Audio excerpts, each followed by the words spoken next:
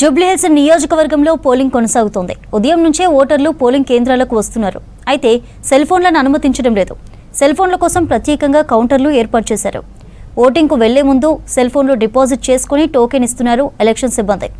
ఓటేసిన తర్వాత తిరిగి ఓటర్లకు ఇచ్చేస్తున్నారు.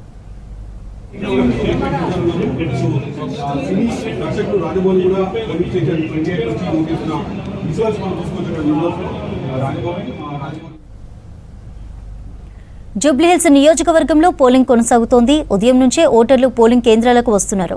అయితే సెల్ ఫోన్లను అనుమతించడం లేదు. సెల్ ఫోన్ల కోసం ప్రత్యేకంగా కౌంటర్లు ఏర్పాటు చేశారు. ఓటింగ్కు వెళ్లే ముందు సెల్ ఫోన్లను డిపాజిట్ చేసుకుని టోకెన్ ఇస్తున్నారు ఎలక్షన్ సిబ్బంది. ఓటేసిన తర్వాత తిరిగి ఓటర్లకు ఇచ్చేస్తున్నారు.